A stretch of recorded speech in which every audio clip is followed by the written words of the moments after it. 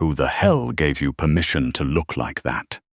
Opal Lund had been standing exactly 3 steps inside the foyer of Cavan Thorne's penthouse when he said it, and those 9 words rewired every careful assumption she had spent 2 years building about her place in his world. She hadn't answered. She hadn't been able to. Because Cavan Thorne, the most controlled man she had ever encountered in her life, was staring at her like she was something he had never seen before, and simultaneously couldn't decide whether to reach for or run from. Which was not, in any version of Opal's imagination, how this night was supposed to go. 2 years.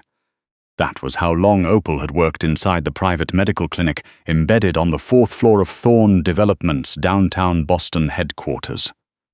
The clinic was officially listed as Employee Wellness and Executive Health Services. In practice, it was where Cavan Thorne's associates came when they couldn't exactly walk into a hospital and explain how they'd been shot. Opal had known what the clinic was before she accepted the position. She had a nursing degree from BU, 3 years of ER experience, and a very specific kind of student debt that made a salary 3 times the market rate feel less like a moral compromise and more like a lifeline. She told herself she was just a medical professional doing her job. She kept her head down. She wore green scrubs every single day, kept her dark hair pinned back so tight it gave her headaches, and she never, under any circumstances, asked questions. In 2 years, Cavan Thorne had spoken to her directly exactly 11 times. She had counted. Most of those exchanges were terse and transactional, conducted while she changed a dressing or monitored vitals on one of his lieutenants. Mr. Thorne, Nurse Lund, that was the entire architecture of their relationship. She had preferred it that way. She had built her professional invisibility like a fortress, brick by deliberate brick, and it had served her well. The men who came through that clinic were dangerous. The man who ran the clinic, the man who ran everything, was the most dangerous of all. Cavan Thorne, at 38, was the legitimate heir to a Boston real estate dynasty, and the illegitimate heir to a criminal organization that had controlled the city's port operations, private security contracts, and underground financial networks for 40 years. He was quiet in the way that high-tension wires are quiet. Still in the way that deep water is still. And he had never once looked at Opal Lund as anything other than a competent, interchangeable part of his infrastructure. Until the night of the Harborview gala. The Harborview was Thorne Development's crown jewel, a 40-story residential tower on the waterfront, 5 years in the making, the centerpiece of what every business publication in the city had called the most ambitious urban development project in Boston's history. The opening gala was mandatory attendance for every person in Cavan's orbit, legitimate and otherwise. His usual companion for these events, a polished attorney named Corinne, with connections in City Hall and the social intelligence of a seasoned diplomat, had been quietly removed from the guest list that morning after an intelligence contact flagged a credible threat against her from a rival organization. Cavan didn't have time to find a replacement. He needed someone who understood the room, who knew which faces behind the champagne flutes were dangerous, who understood the stakes, and who would not ask him to explain himself when he stepped away to conduct conversations that weren't meant to be overheard. At 8:14 in the morning, he called the clinic extension. "Clear your evening, Nurse Lund," he said, before she could get a full greeting out. "You'll be accompanying me tonight. The event requires medical staff in attendance. Formal wear, be at my floor by 7. He hung up before she could point out that his building already had an events medical team, or that she was a clinic nurse and not a gala accessory, or that she owned exactly one formal dress, and it was 3 years old and slightly too small around the hips.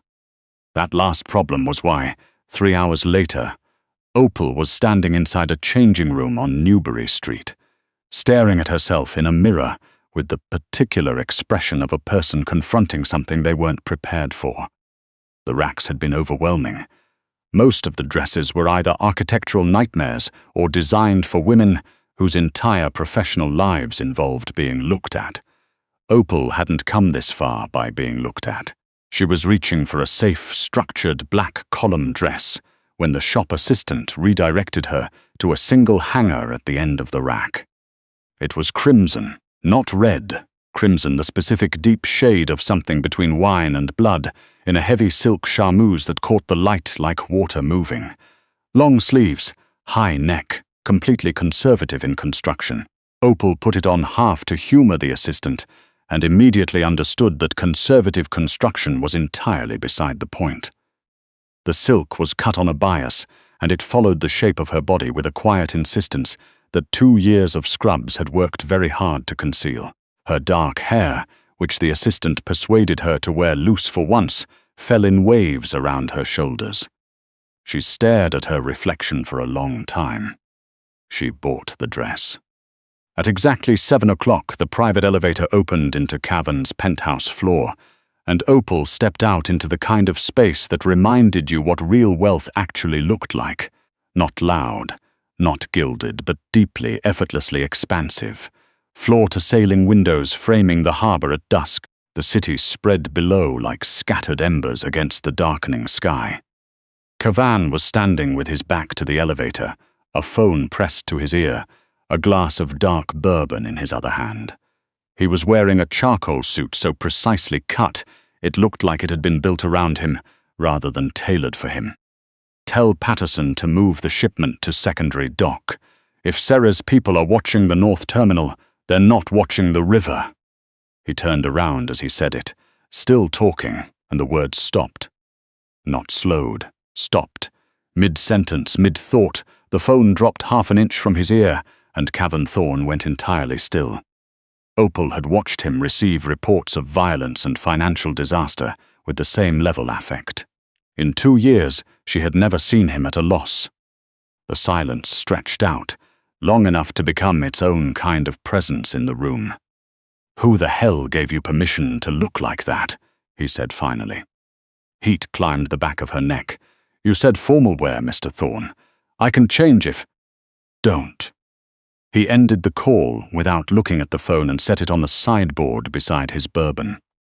He crossed the room toward her, unhurried, with the particular quality of movement she had noticed about him from the very beginning, a physical deliberateness that made every step feel like a decision. He stopped close enough that she had to tilt her head back to hold his gaze, and his eyes moved over her face, her hair, the crimson silk, not with the appreciative sweep of a man at a party, but with the focused intensity of someone recalibrating around information he hadn't had before. 2 years, he said, more to himself than to her. 2 years what? You walked in and out of that clinic every single day. A muscle worked in his jaw, in those scrubs, with that bun. His eyes came back to hers, and there was something in them that hadn't been there 11 minutes ago. Something that made her chest tight and her common sense very, very loud. "You should have told me." "Told you what?" she asked, genuinely lost. He didn't answer. He adjusted his cuffs, picked up his bourbon, and finished it in one clean motion. "Stay close to me tonight," he said, straightening. "There are people in that room who look for leverage wherever they can find it. Don't give them anything. I'm a clinic nurse, Mr. Thorne. I'm not exactly a high-value target." He looked at her for a moment, with an expression she couldn't quite name. "You are tonight," he said. "Let's go." The Harborview's grand ballroom occupied the entire 38th floor, and the view from every direction was the kind of thing that made wealth feel inevitable.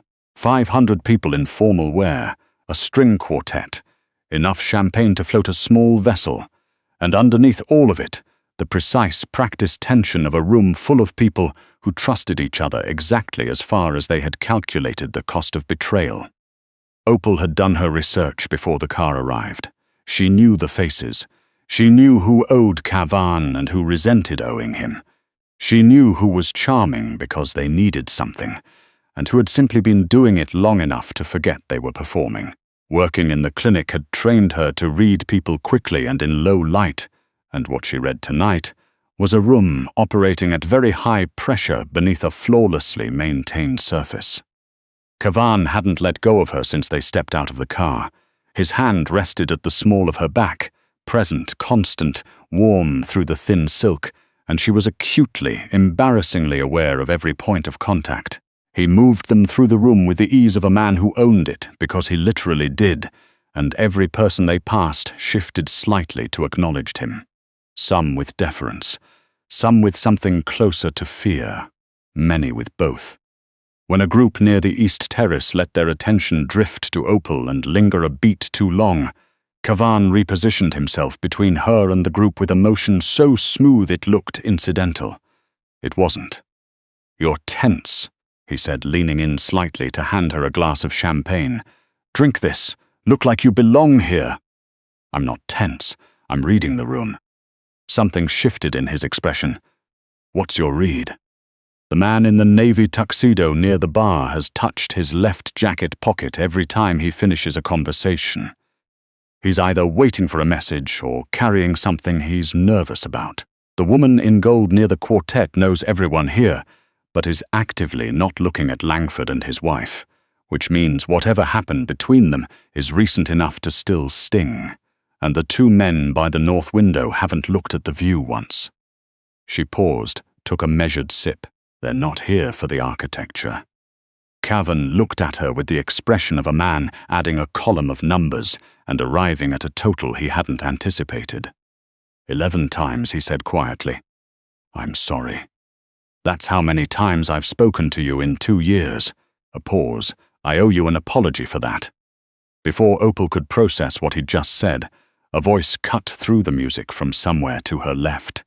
Smooth and cold, with the particular cadence of a man who had spent his entire life making other people uncomfortable on purpose. "Thorne, I wasn't sure you'd have the nerve to show your face tonight, given what happened at the North Terminal." She recognized the voice the way you recognize a sound you've been quietly dreading. Maddox Serre. She had known his name before she'd ever set foot in Thorne's building. She knew it the way you know a diagnosis by its symptoms, the name that kept appearing in her sister Gwen's vague, evasive answers about money and favors and debts that never seemed to diminish. Serre ran the private gambling circuit that fed off every major financial corridor in New England, and he had the kind of institutional reach that made official channels feel quaint. He was 40-something, silver-haired, and possessed the specific brand of polished surface charm that Opal had learned, at significant personal cost, to distrust on sight. Cavan turned them both around with measured, unhurried slowness. Serre stood 10 feet away, flanked by 2 men whose jackets fit just badly enough across the shoulders to tell you exactly what they were concealing underneath. Maddox. Cavan's voice was stripped of everything but temperature, and the temperature was freezing. "Generous of you to buy a ticket to my event." Sarah's eyes were already on Opal. They moved over her with the appraising patience of a man who catalogued assets rather than people. "And who is this?" The question sat in the air between them, like something placed there deliberately. "My clinic nurse," Cavan said, his tone flat and absolute, "who is not available for conversation." Serre's smile widened into something that involved no warmth whatsoever. "Your clinic nurse." He tilted his head, the gesture surgical underneath its casual surface. "Does she know what her sister has been calling herself in my company for the past 8 months? The floor dropped out of Opal's stomach.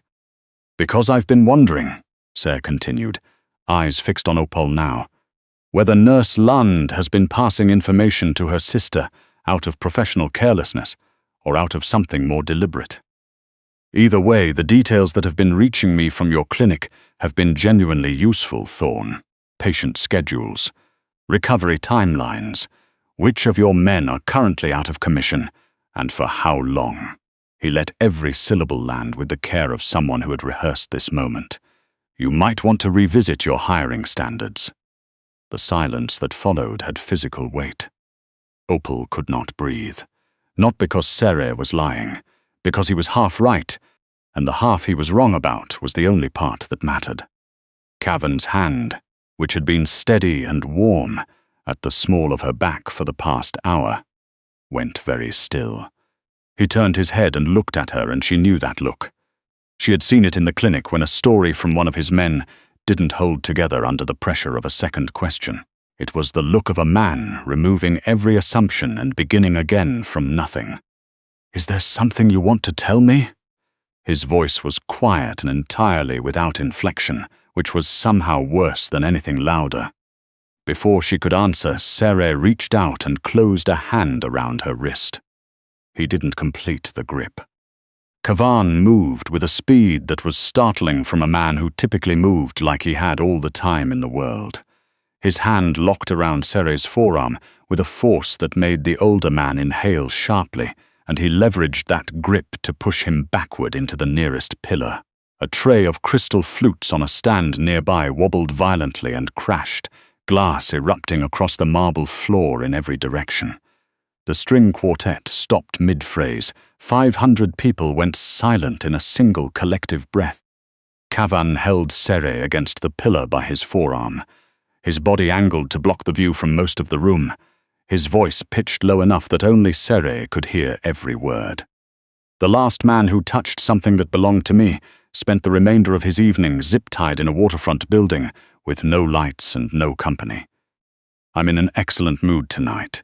He released enough pressure to let Serre breathe. "Don't ruin it." Serre's 2 bodyguards had reached inside their jackets. So had, Opal now realized, approximately 8 of the guests she'd assumed were here for the champagne.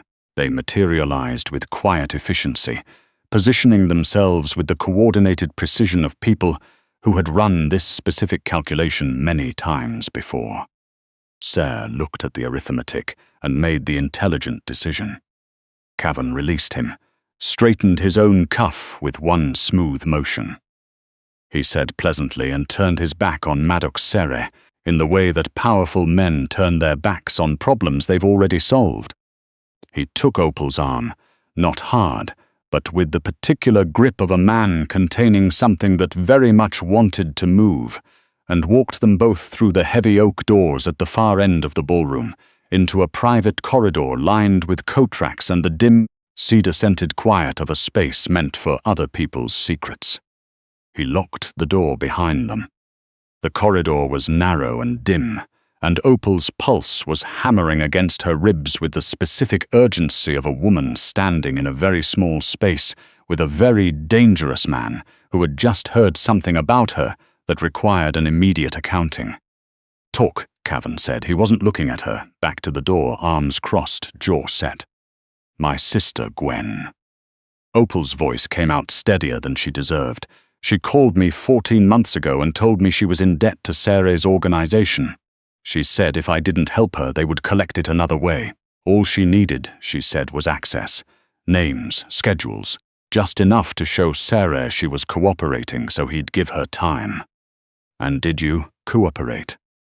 "No." The word was quiet, and she meant it with everything she had.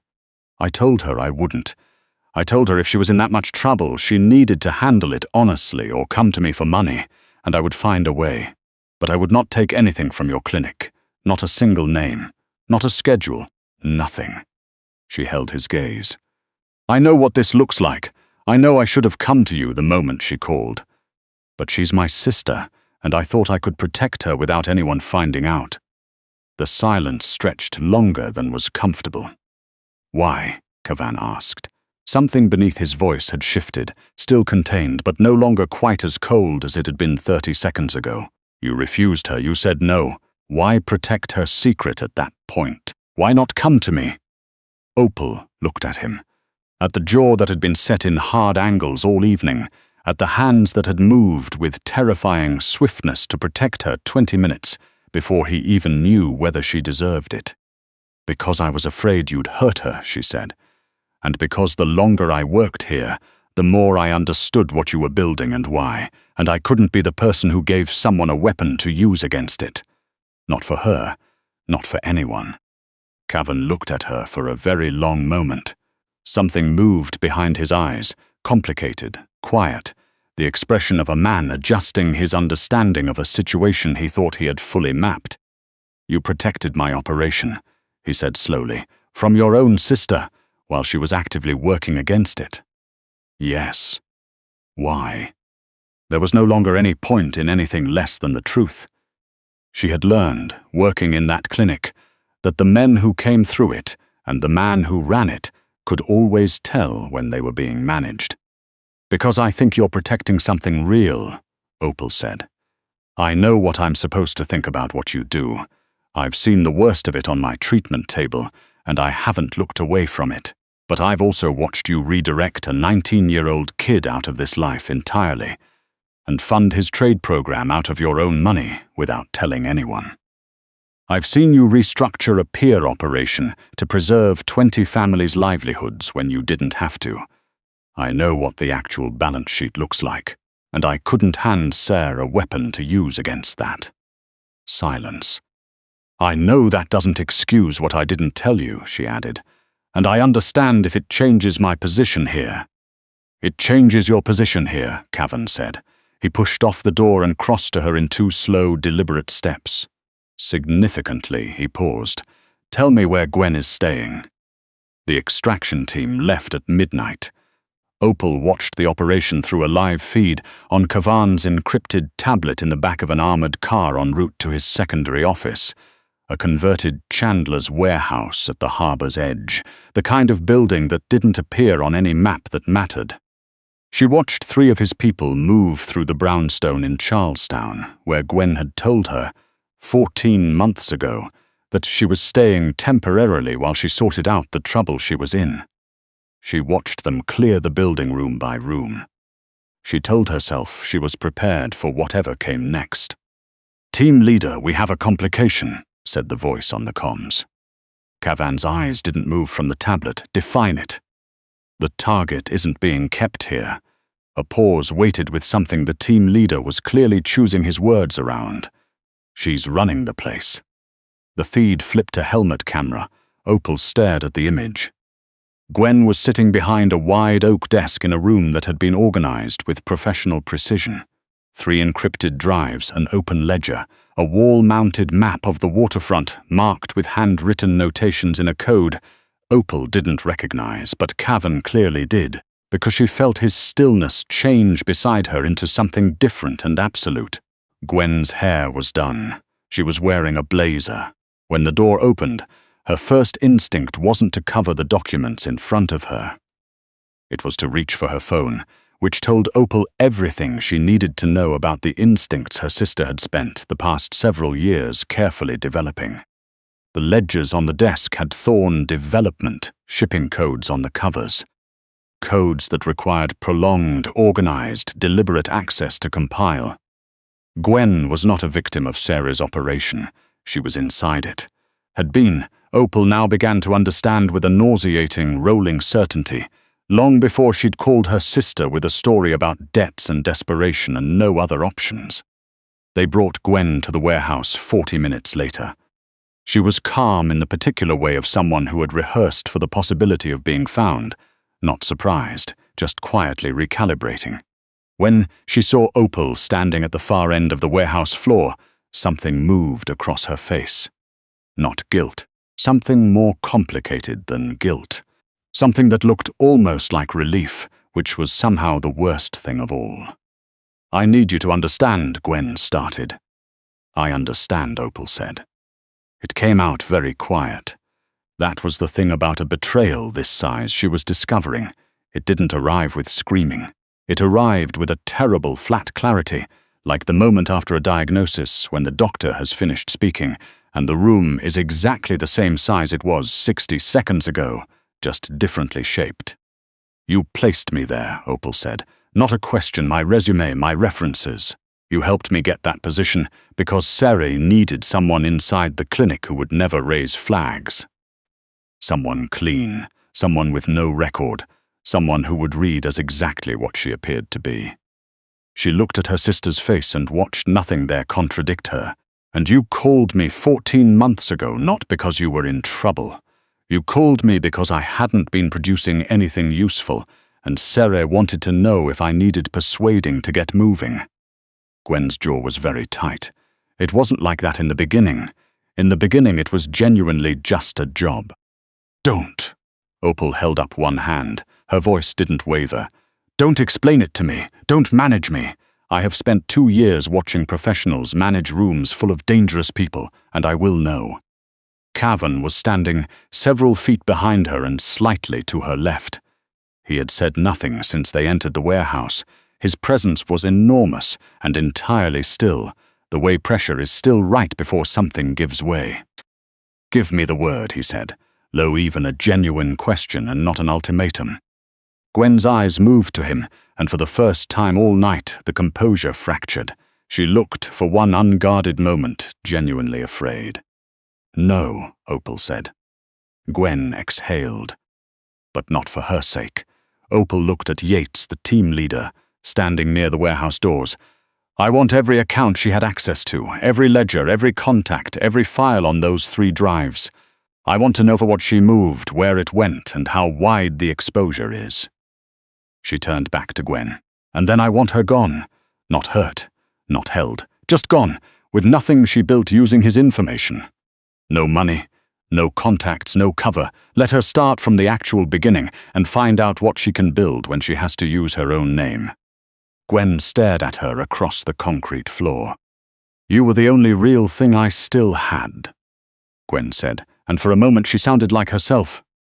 Like the person she had been when they were young, before whatever sequence of choices had led her to a desk covered in other people's coded information.